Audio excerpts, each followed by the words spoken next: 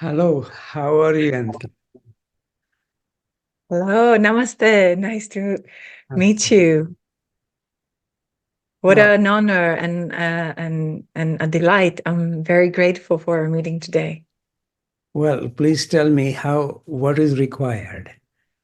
Yes. What is required? Openness, honesty, love. That's I, what's required. I'm not very wise or knowledgeable, let me assure you. I'm just an ordinary searcher. But you can stop me anytime and ask me any questions. But just to make a few general remarks, first of all, to me, it is rather obvious that I did not create myself. This is true for everybody.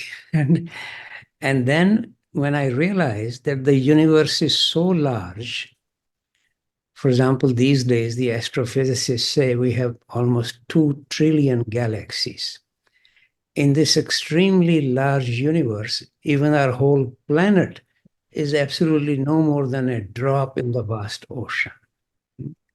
So the whole thing is not organized around me, around Ravi Ravindra. Then I obviously wonder why the so-called Ravi, in my case, has been created, and only for a few decades. And then we have this usual expression in the ordinary English usage to say that I am breathing, which completely surprises me because I did not create this breathing apparatus. I would not have the foggiest idea how even to create my nails. This breathing apparatus is very complicated. And then I did not create the air that I need to keep breathing in order to stay alive. The fact is that I am being breathed.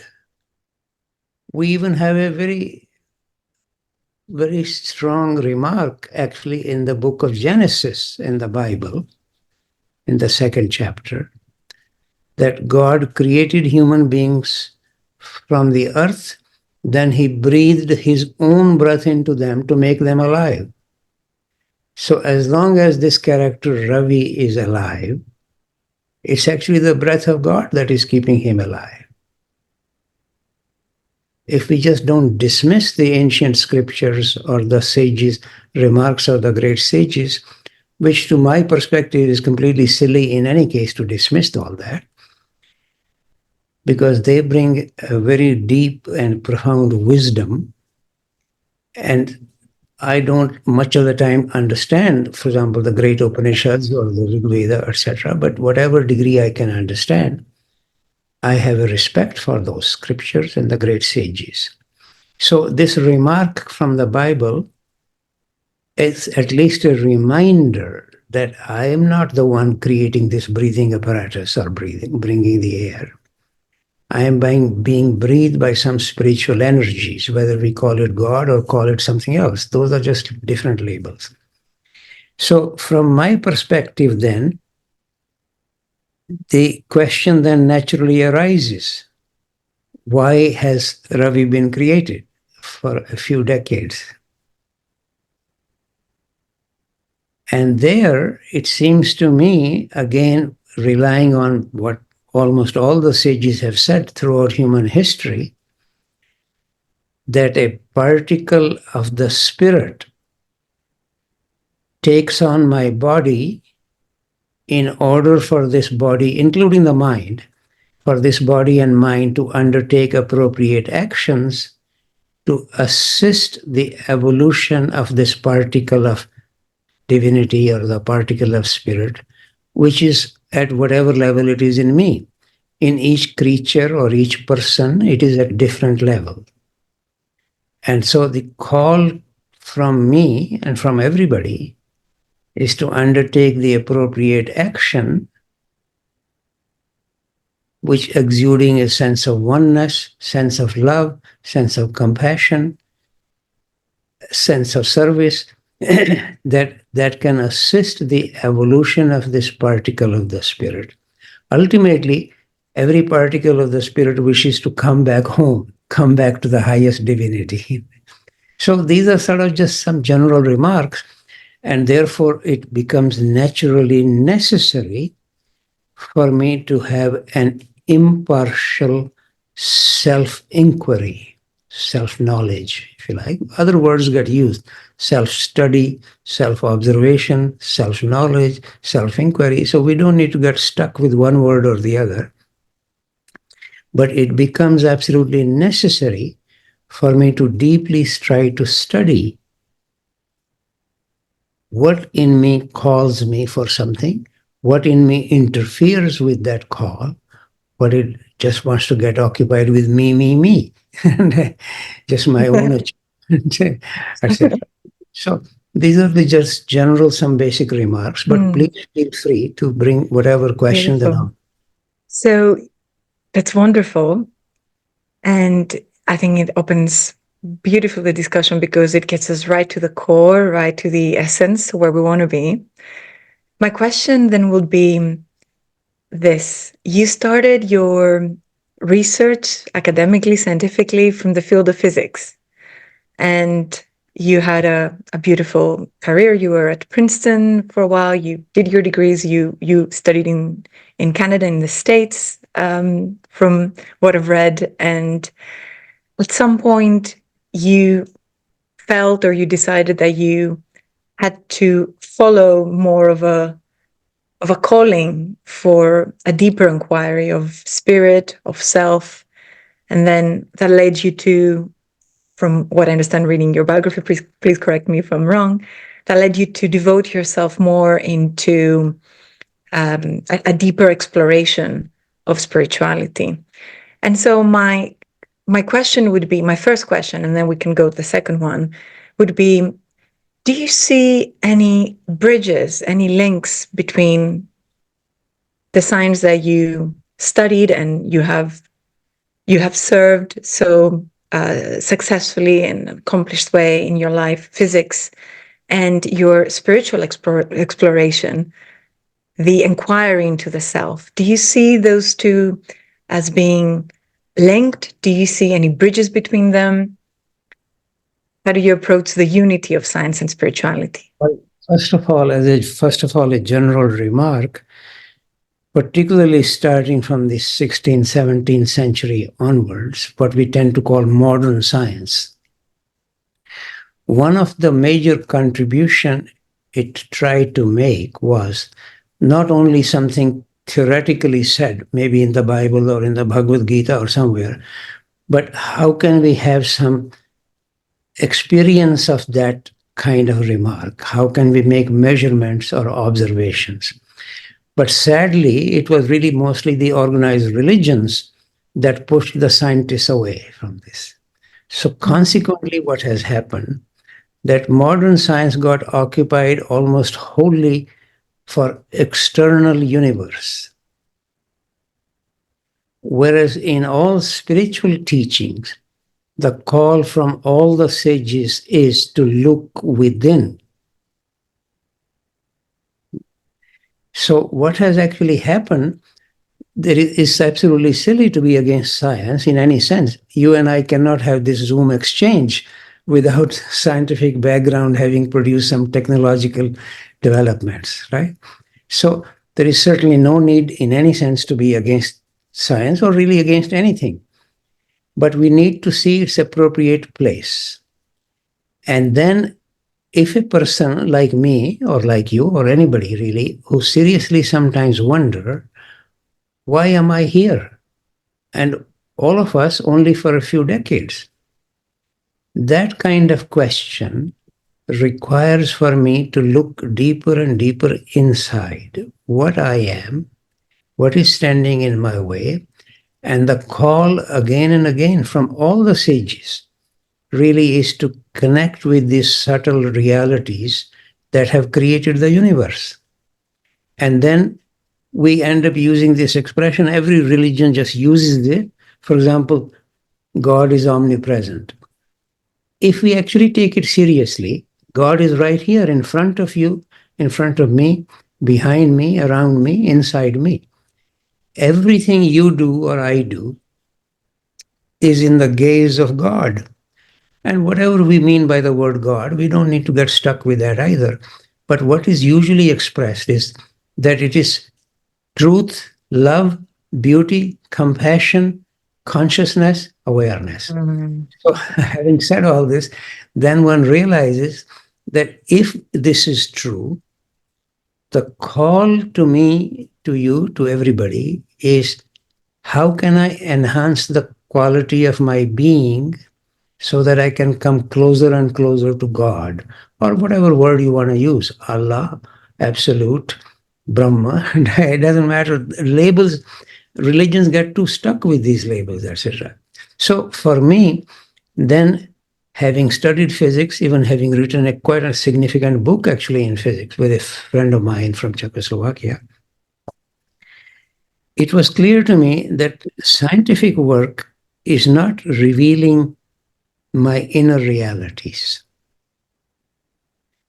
And I then thought perhaps philosophy will be helpful. Just if you don't mind, I give you a slight background. Particularly in India, soon after independence in India, which was in 1947, and I graduated from my high school in 1954, just a few years after that. But it was more or less an absolute certainty in everybody's mind that if you are a smart student, you should go into engineering or technology. In fact, if anybody went to study history or philosophy, that meant they were bad students. Because very strong wish on the part of the Indian authorities, especially the Prime Minister at that time, Jawaharlal Nehru, that we need to develop more and more science and technology to assist the development of the country. So even though nobody was forcing me or anything, but since I was considered a good student, I ended up being, at that time, there was only one institute called the Indian Institute of Technology, more or less based after MIT from USA. So I ended up going there just because I was supposed to be a good student and ended up doing actually a Master of Technology, B.Sc honors and a Master of Technology. That's my background.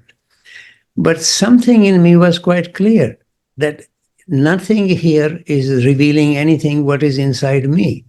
What is my strong urge to know something truly about myself, to develop or cultivate a little bit of the quality of my being so I can come anywhere near the spiritual element. So then I thought maybe physics will be a helpful thing as a kind of a background, because in technology we end up using physics, but we're not studying fundamental physics. And within physics also, by that time, some major changes had taken place, theory of relativity, theory of quantum mechanics. So in any case, I have always been rather very fortunate. I got fellowship from Canada, MIT, Caltech, but I decided to go to Canada on a Commonwealth Scholarship, where I did my MSc and Ph.D. in physics. But there also, I realized physics is not really dealing with the question why I am here. What am I? In fact, I so often used to ask this question, who am I? That my fellow graduate students in physics at the University of Toronto, sometimes they would say, oh, here comes Ravindra, who am I? That's a great name. Let's joke about with my interest. So then I decided that maybe I will somehow, that philosophy might actually help. So I ended up having a postdoctoral fellowship in physics, then afterwards postdoctoral fellowship in philosophy at Princeton.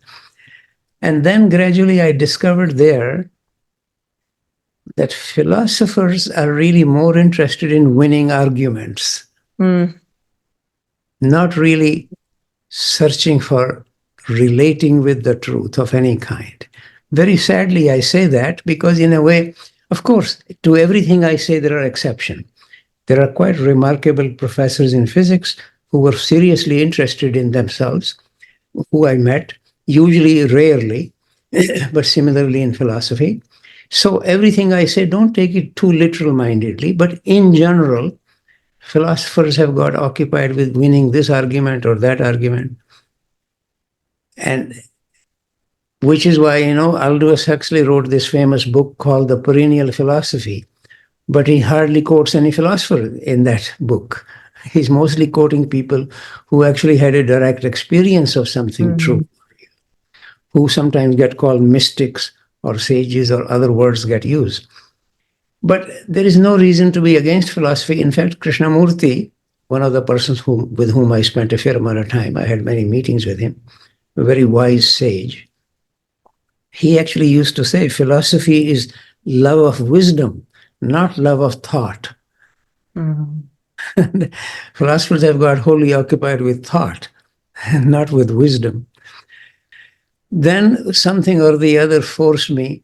I ended up having a postdoctoral fellowship in religion at Columbia University in New York.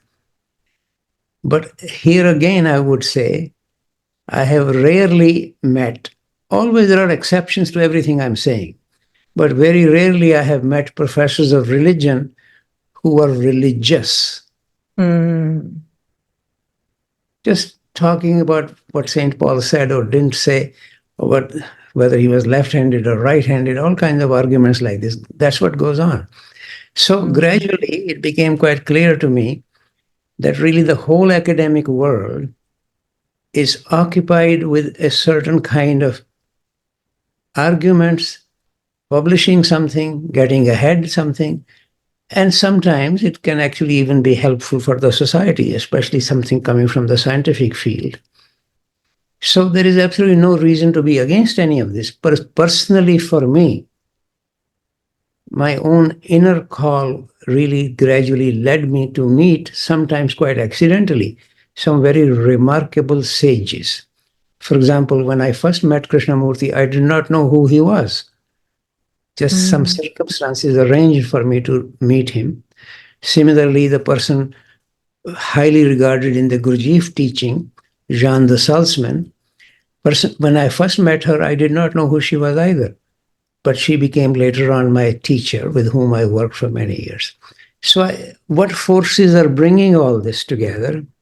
I tried even to describe some of this in my latest book called Blessed by Mysterious Grace. In fact, I had earlier called it Blessed by Undeserved Grace. But the publisher didn't like that. But there, for example, a great Zen master in Korea insisting on giving me a lot of money and an image of the Buddha from the 10th century, which cost about $15,000, because I had done something for him in a previous life. Now, I have no idea what I had done. Dharma.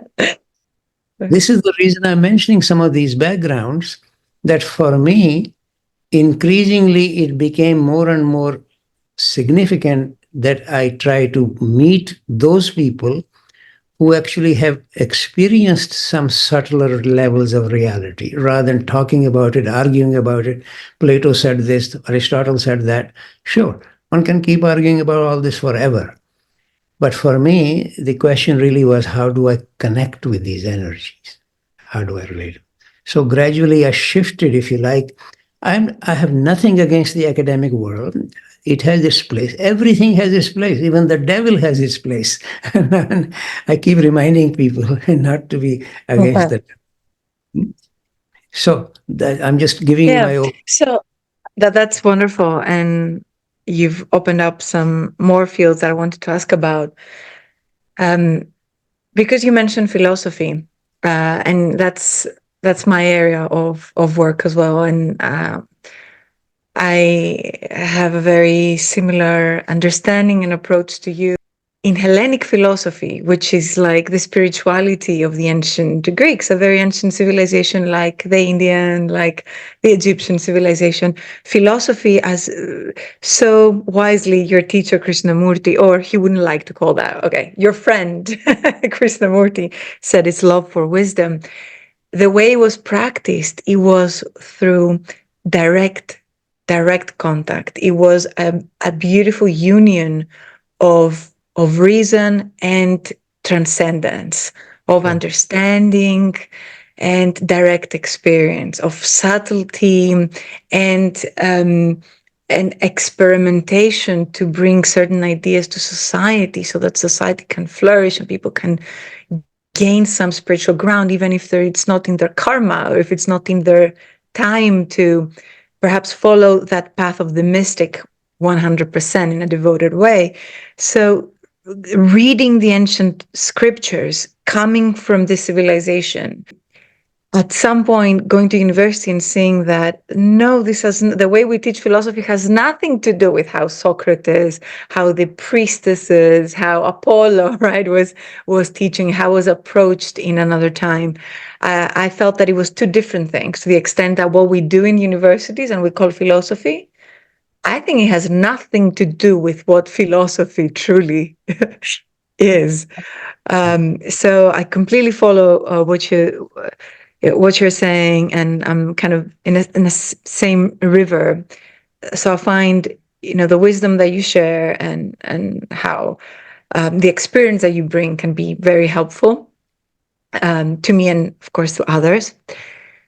So the question I wanted to ask you for our audience as well was, you mentioned that Krishnamurti clarified that philosophy is not love for thought, is love of wisdom, Sophia.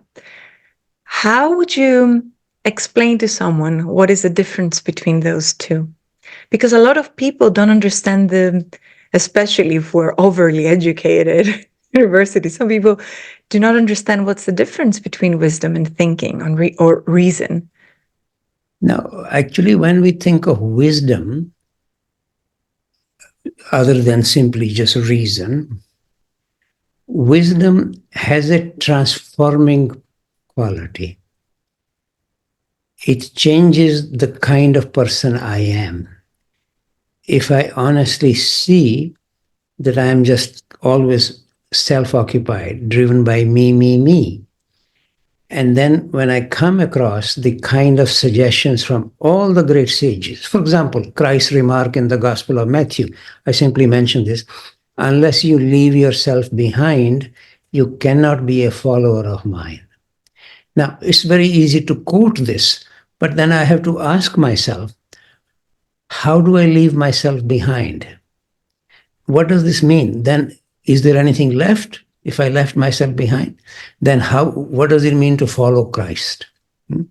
So if I then seriously inquire this, and the similar remarks you can find in the Indian tradition, every tradition, then one discovers that leaving myself behind doesn't mean to be against it, but simply to realize that if I'm completely driven by what I can acquire, do I become famous?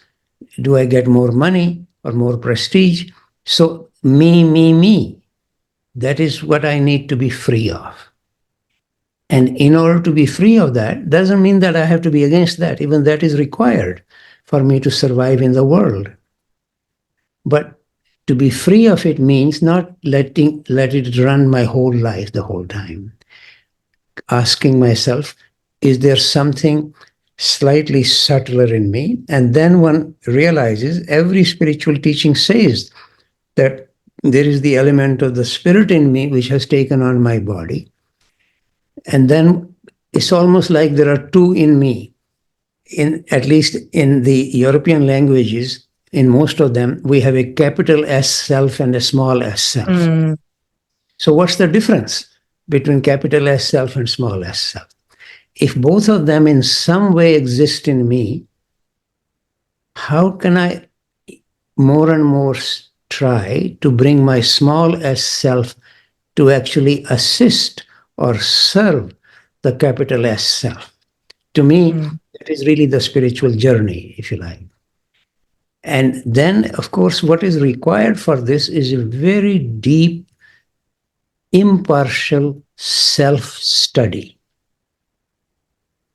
And then one soon realizes it's a very dangerous undertaking, because helpful reminder by a great Sufi sage, Rumi, if you have not yet seen the devil, go look in the mirror.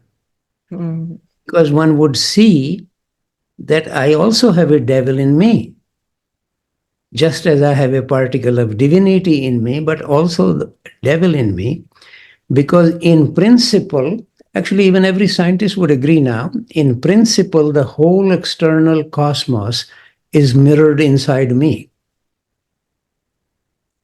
And does the opposite also apply? Does the inside get reflected into the cosmos? It gets reflected depending on my actions, etc., etc. But scientists get occupied mostly just with the externalities of it and not the internal. But even from a scientific point of view, we could say that each one of us is a hologram of the whole universe. But if I am a hologram of the whole universe, why would I also not see the devil? This is one of the reasons why people, they keep admiring self-study, but very soon give up on it. Because they're not willing to see the shadow, to work with our shadow. That's right.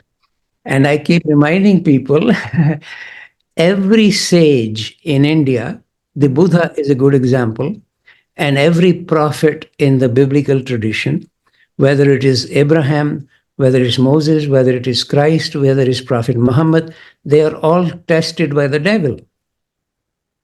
Yes. The Buddha is tested by Mara. By Mara, yes. Under the Bodhi tree, right? Let me remind you that the Pali word Mara and the Hebrew word Satan, both of them actually mean obstacle. What is the obstacle in my spiritual journey? Wow. And in Greek, the word devil, basically, it means distortion. Distortion. Yeah, here is an example. Yeah. Very close to the word obstacle also. Yes. So therefore, I feel, again, I remind people, not even to be against the devil. Devil is an examiner. If I become against my examiner, he will fail me. So, and look at what did the Buddha say before he became the Buddha, which simply means the awakened one or the enlightened one. He said, Mara, you are a part and parcel of myself. And what did Christ say? You can read this in the Gospels. Christ didn't ask him to go to hell or to disappear. He said, get thee behind me, Satan. Help from behind. Satan in me, in you, in everybody has a lot of energy. He can actually even help. If he knows, I keep saying he, it could be she, or it doesn't matter what label we are. Just in English language, we have a tendency to call Satan he. Yes. So, but he can actually even assist something with, there is absolutely no reason to be against even selfishness. Because let us say, supposing I had not written some books, why would you invite me for this interview? Precisely because I have gained some worldly recognition because of my books, etc. So maybe David Lorimer suggested to you, maybe invite this guy and interview him. So why should I be against that ego part of me that undertakes these worldly achievements? Yes. I keep saying again and again, there is no reason to be against anything. Everything, including the devil, has its place. We just need to find its proper place. In fact, my teacher, Jeanne de Salzmnann, who personally, from my point of view, was the most remarkable person with an absolutely remarkable combination of wisdom and love that she brought. According to her, this is a remark of hers, which I very often actually used for myself.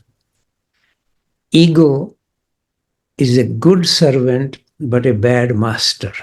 Yes. Who wants a servant who does nothing? Just lie around. On the other hand, if the servant begins to make all the decisions in the household, then there is a problem. So there is no reason to be against the ego or against the devil or against really anybody. Everything has its place.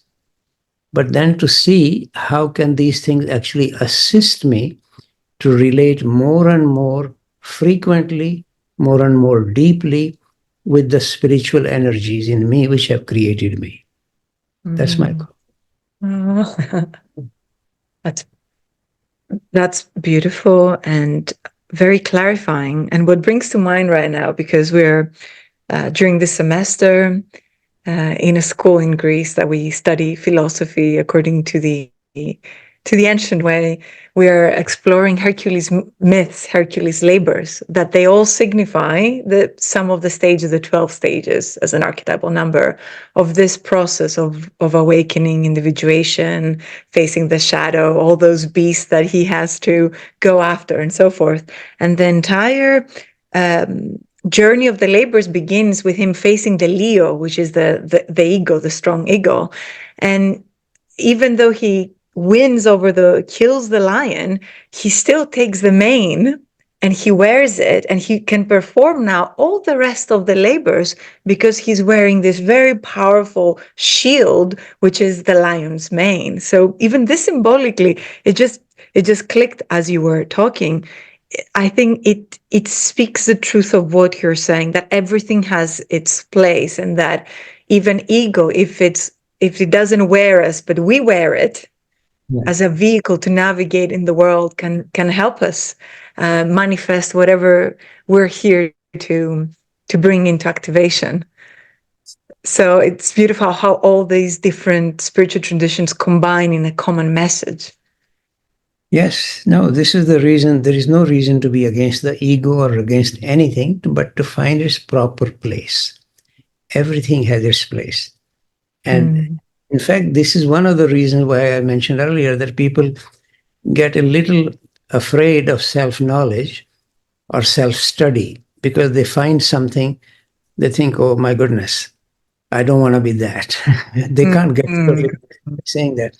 Which is also the reason in most of the serious spiritual teachings, the recommendation is to work with other fellow searchers. Because otherwise you just take it personally, as if I alone have the devil, others don't. But every human being has a particle of divinity as well as a particle of the demon, of the devil. But it's possible to recognize that only if you work with some other fellow searchers. Then you begin to see that the devil is not only in me. What is deep down my knowledge is really the knowledge of the human condition. Not just that's the situation of Ravi. That's the situation of every human being. That can free one a little bit from getting a little concerned or worried that, oh my God, I'm just stuck with the devil. But everybody has the devil in them and a particle of divinity in them. And the question is for each one to see in their life, in their undertaking, just as for me to see in my life what it is that I can undertake, which can be sort of like, what is my life's mission? Or what is the purpose of my existence? Science doesn't deal with what is the purpose of my existence. So then to follow that, to assist that even this devil in me can actually help. That's my comment. Yeah, and I don't know what's your experience of this, but from my understanding and practice to some extent, I think at some point we realize that there is not even a difference between ego and self, or there is not even difference between the divine particle and devil, because in the end, it's all the oneness that just manifests a different kind of movements, or how the electrons spin, if it spins rightward or leftward. Even if we visit the ego, we find that, okay, what is the ego? Who is the ego, right? What is the ego? It's pure energy. Yes. Now, actually, in a way, even speaking completely externally, as far as I know, the word ego in Latin as well as in Greek simply means the self. In fact, the famous remarks of Christ, I am the way, the truth, and the life, they all, in Greek, they begin with ego eimi. Yeah. So ego, it has now, actually, the beginning of the 20th century, somehow ego got associated with the complete selfishness. No, it's just the self. it can sometimes also aim to be selfless, not just selfish. Mm. So, and similarly, I keep reminding people that if you read actually in the book of Job in the Bible, the first 2 chapters, twice it is said that when all the sons of God were gathered together, among them was Satan. He's also a son of God. God asks him to go and test Job, who is claiming to be a great devotee of God. So we need somebody as an examiner. So Satan is the examiner, but he's son of God. And again, I really remind people again and again, Lucifer was the highest of all angels. But because, as Prophet Isaiah actually describes, he wished to be like the Most High. So he was expelled from heaven. Because in the biblical tradition, nobody can come close to God. Christ, for example, saying the Father and I are one, he was crucified. Similarly, in Islamic tradition, Al-Hallaj said something very similar. He was also crucified. But especially in the Indian tradition, a very strong call to find one's oneness with the divine. Yes. But in a way, that's right. If we take those scriptures as also being allegorical, it's true. The moment if we approach God, the divine, as something, then that's a big sin, in the sense that Rumi also said, in order to know the beloved, you have to become the beloved. Yeah. You melt in the beloved. There is no you, there is only God. So if we resist that melting, that can be also called, and I think in Tibetan they have a term like that, self-grasping. I think it's that self-grasping that we call the self-identification that we call, ego. No, I agree. I think so. In a way, then gradually, if one is a serious searcher, one begins to really see what the struggle is, what stands in my way, what can possibly help, working with other fellow searchers, reading some of the great sages, what they have said, or if you are fortunate enough to occasionally meet some great sage, that can very much help. Something is called in you. But ultimately, even there, I keep reminding people, the real transformation, the actual mechanism of transformation is self-awareness. If I can more and more impartially and clearly see that I am greedy, gradually one will become a little free of this greediness. Self-awareness is the mechanism of self-transformation, as far as I can see. In fact, I personally don't know any other mechanism. Mm-hmm. One imagines some great sage could touch my head and I will be transformed. Maybe that is possible, but I have not encountered this myself. For me, more and more impartially and deeply, as I look at myself, gradual transformation takes place. Mm-hmm. Essentially, more and more freedom from me. Basically, that's the call. And in a way, that signifies that self-inquiry is a science, or it has certain scientific elements, because impartial observation, it's the very foundation of scientific knowledge. Yes. And it's a bit of a paradox, in a way, to practice science in the world, the modern world, the institutions the way we know it, without science of the self. Like, how can we be certain of what we observe if we do not know the observer, or we have not spent enough time observing the observer impartially in order to understand the mechanism of observation that is then applied to other things, such as the cosmos? See, this is the tragedy. If you look at the scientific experiments, scientists can actually go home. He's not experiencing anything. It's the instruments which are recording some measurements, right? Particularly physics for the last 100 years, not a single thing has been experienced by a scientist. And they're actually all measured by some instruments. Then, of course, a smart scientist has to bring clear mind to look how can he bring these measurements together or suggest a theory. So it is silly to be against what the scientists are doing. I have nothing against that. But from the perspective of inner transformation, what is required is for me to actually experience what is standing in my way, to experience my own devil. And then one gradually realizes, as is said in many spiritual teachings, that either fear or some kind of self-assertion is standing. And how can I become more and more available to these subtle energies pervading the whole cosmos to touch me, to transform me?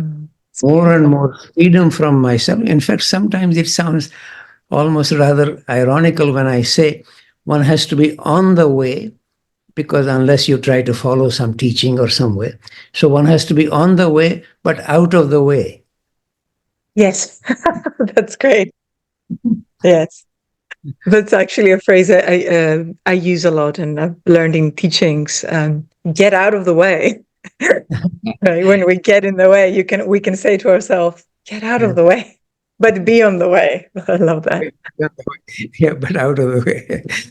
I know sometimes they sound sort of contradictory, but So about this, the point regarding scientists, you made a very simple, but for me, profound observation that most of the scientific knowledge that has been gained in the past 100 years has not been experienced directly by the scientists themselves, but by the instruments that are then, of course, measured or interpreted by the scientists.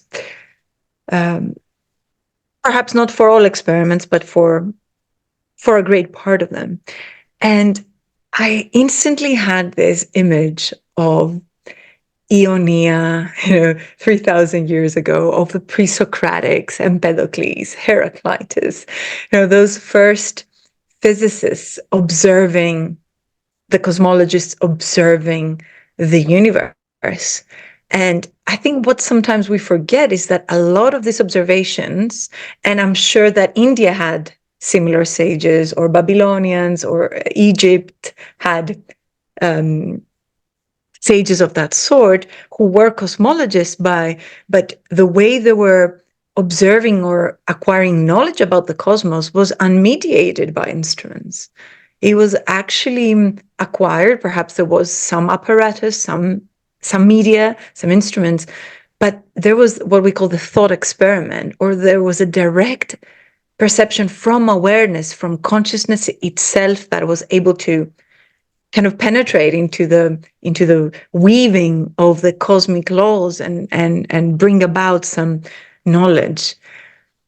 Well, how do you hear that? And how do you think that science in our times would be potentially, in the next years or decades or centuries, transformed in a way that can integrate some aspects of ancient sages or spirituality or understanding of awareness? What do you think would happen to science if scientists were practicing what you have been practicing, or what we've been talking about tonight? My impression is the following, really, that if you look at the underlying assumptions of modern science, by which I really mean from 16th century onwards, first of all, that the ultimate reality is matter. So mass, length, and time. In the 19th century, charge was added to that. In the 20th century, spin was added because of quantum mechanics. But always the idea is that biology tries to ultimately follow physics through biophysics, geology through geophysics, chemistry through physical chemistry, or even psychology by how the various particles in the brain how are they moving, etc. So, but the fundamental assumption has been that ultimate reality is matter. Gradually, somehow consciousness has evolved or developed. But now this is precisely what is actually being partly questioned by Galileo Commission, that perhaps the ultimate reality is consciousness. Some of this is arising because of so-called near-death experiences, when a person is actually physically, supposedly bodily dead, but still consciousness, and one can come back alive, etc. But even there, I have been asking them that what we require is not simply report this, but how do I cultivate this? This is why to actually become, I keep saying, not only more intelligent scientists, but we are changing one assumption or the other assumption, but how can we have wiser scientists who themselves actually become more compassionate, more loving, etc. But in any case, coming back to, then the question is, if matter is the ultimate reality, if it actually shifts to feeling or understanding that consciousness is the ultimate reality, then physics will become, which may take 100 years or may even take 500 years, a branch of psychology rather than the other way around. but it's a very radical shift, because what has happened, particularly towards the end of the 19th century, starting in Germany, physics got more and more associated with technology. And as you know, so many Nobel Prizes were won in physics during the Manhattan Project, trying to produce the atom bomb. So technology and science have got so intermixed with each other that it basically leads to more power, more more control of the other people. And sadly, people don't just simply need to accept what I'm saying. So many of the people doing their PhDs in physics work for industry or for military. That's what they're doing. So I think a shift that is required is really an inner shift, not to be against even modern science, but to find its place in trying to enhance the quality of not only my being, but of the whole society. And that, of course, one has to begin, first of all, primarily from oneself, to see if I'm behaving just self-centered completely, how can I assist anybody else? And so a wise scientist, at least in my perspective, needs to begin with an honest self-inquiry and to see how can he become more and more free of self-achievement, etc. Not to be against achievement, because unless you are able to achieve something, nobody's going to invite you to even speak on the Zoom or anything else. So there is By the way, I would invite you anyhow. If I knew you would. No, but you see what I mean? That yes, I do. Yes. If you have a well-known scientist or a Nobel Prize winner, they are much more likely to be invited to say something. And so there is absolutely no reason to be against the ego work or anything else, but to increasingly to assist, first of all, oneself, but gradually one's neighborhood, one's society, to more and more connect with the spiritual energies. That's my wish. Beautiful. I wish that along you. You mentioned Krishnamurti, and he's a philosopher. He's a sage that I've also studied quite a lot during some period of my study, and I have immense respect for his work. But also I see that more and more, even younger generations have an interest in Krishnamurti. So I wanted to ask you, from your personal exchanges and experience with him, and pertinent to this discussion, if there is something you'd like to share with us. For instance, if you had to wish to convey some part of wisdom or understanding that, or insight you gained with him, what would that be? What is like one thing you learned with him that you'd like to share with us?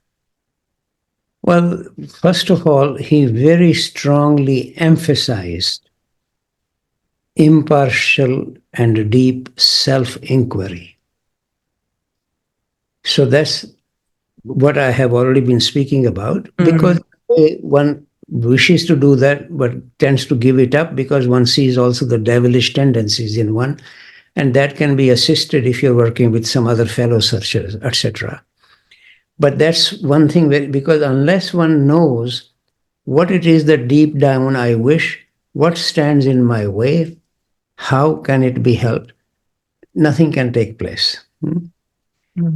And the other thing which he repeatedly brought, but really from his own perspective, it's not so easy for us to relate with. As he more than once said, two remarks of his which are relevant here. One is that there is intelligence beyond thought, which is what we have earlier been speaking about. Yes. There's no reason to be against thought, but intelligence beyond thought, a subtler kind of intelligence, which is why, for example, the whole practice, let us say in the Yoga Sutras, is to quieten the mind. Because in every spiritual teaching, very strong suggestion that there are many levels of reality subtler than the mind. Mind cannot grasp them. But that doesn't mean that we have to be against the mind. It's a little bit like a scientist sees through a telescope, but the telescope is not the seer. But we can have a good telescope or a bad telescope. So, but mind is not the real knower, but we can have a good mind or a bad mind. How to cleanse our mind, which basically is how to quieten our mind. So actually, if you don't mind, I use this example from Patanjali's Yoga Sutras. Then the mind can become like a completely clear diamond, which does not introduce its own color on something it looks at. It just reveals it completely objectively, whatever it looks at. That's the call. Complete freedom from me. Just looking at objective. So the other remark that Krishnamurti spoke largely from his own level, observer is the observed. Always the suggestion that everything, or that's the implication, that everything is part of the one. But in my own experience, it's not so easy to actually experience this. I see differences or distinctions between even you and me. Of course, deep down, if I could see your essence and my essence, we are both have particles of divinity, but that requires a very different kind of perception. Or we are particles of divinity. Yes, but to actually realize that and to see that and to behave accordingly requires a very clear perception. So I think somebody like Krishnamurti, and then again, he ended up becoming sometimes against the teachers or against the tradition, etc., which personally I don't find very helpful at all. I have been very much helped. He himself was a good teacher. Yes, that's a paradox. So I become against that. And then similarly, teachings, his books are teachings. And some teachings can be very helpful. Personally, I have nothing against it. But in fact, actually, towards the end of his life, in a conversation with me, in this, I don't know the exact year, but like 1983 or something. He died in 1986. He actually, we were just going for a walk, and he turned to me and said, "What do you think is wrong with India?" And so I wanted to hear him at that time. I wasn't trying to reform him. So I waited, and he said, "The trouble with India is that the Brahmins have forgotten the tradition." Most people in the Krishnamurti circles think he's completely against the tradition. So the trouble, you see, what is considered the tradition? Should I just do what the priests in the temples are saying I should do? Plato wasn't following the priests. Christ wasn't following the priests. The Buddha was not following the priests. Krishnamurti was not following the priests. In fact, Gurdjieff makes this remark: if you want to lose your faith, make friends with a priest.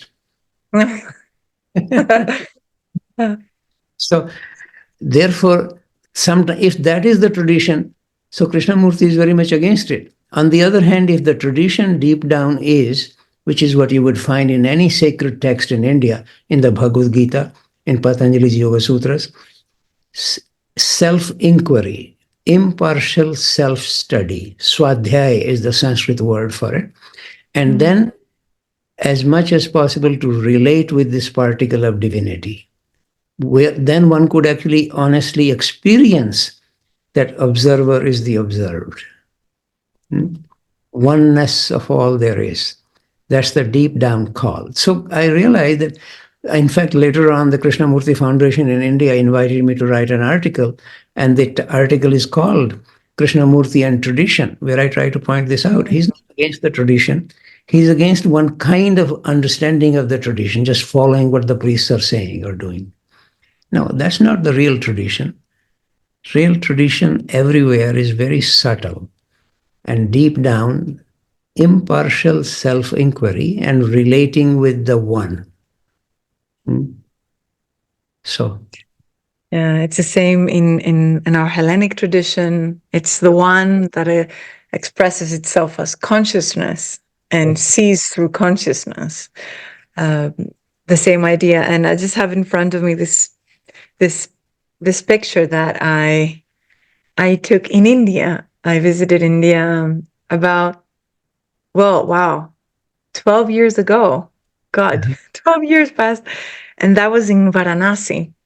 It was a very magical trip. I don't even know how I was found there. And it was a temple inside or next to the University of Varanasi.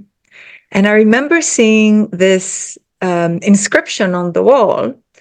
At the time, it was just the first year I was starting, into this field of research. And it's from the Kenopanishad. And it said, that which cannot be comprehended by mind, but by which the mind is comprehended. yes. Know that alone to be supreme being, and not this or that God whom ordinary people worship. Yes. Yes, indeed. That by which the mind is known. It rang a bell when you spoke about what sees through the mind.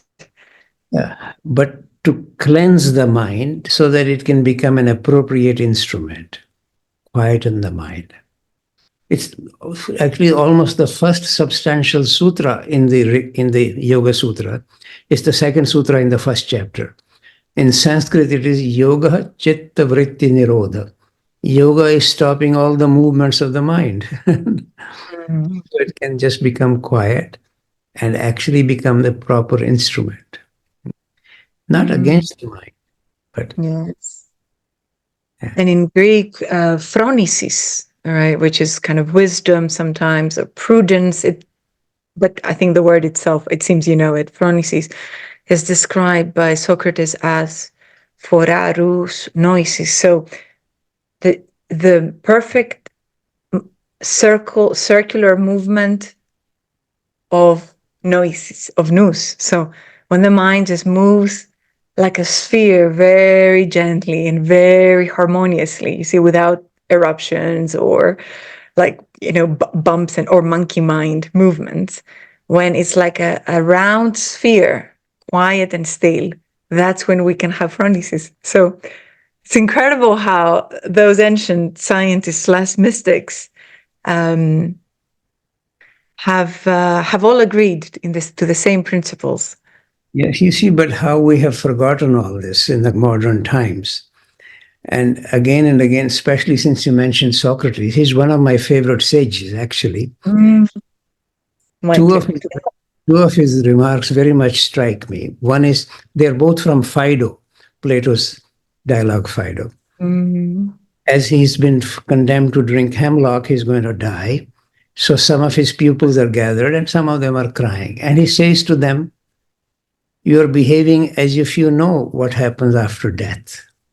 And furthermore, what happens after death, as if it is worse than what happens before death.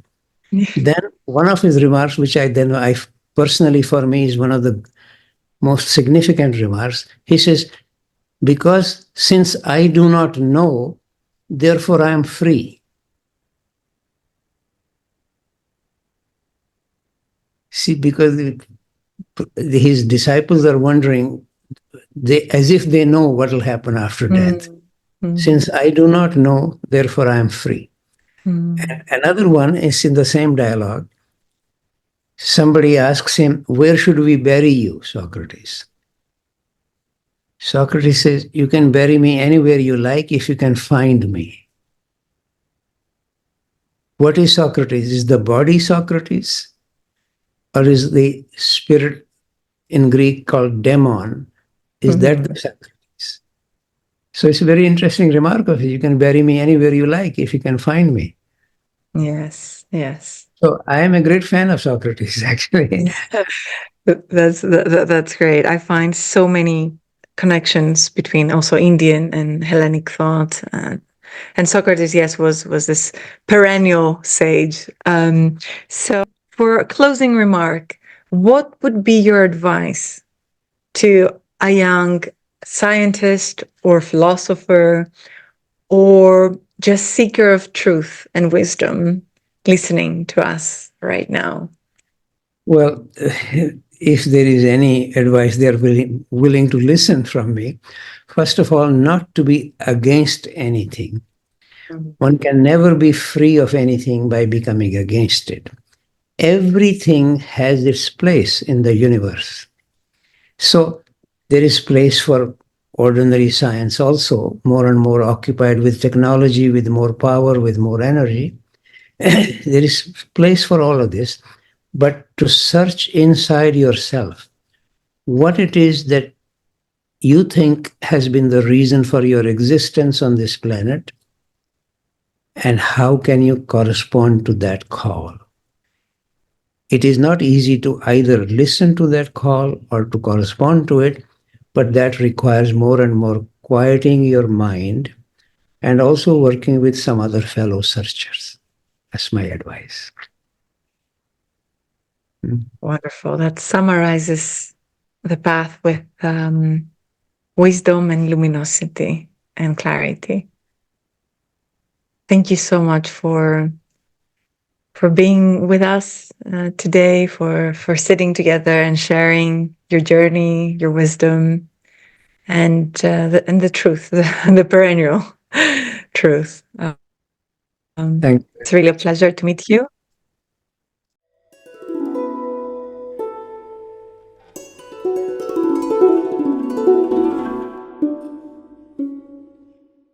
Ζευ πάτερ, πίσον έθριν, δώσ' δε φως ιδέσθε, ή να πάυσει πλέον σφραγισμένη η τλίμων αλήθεια.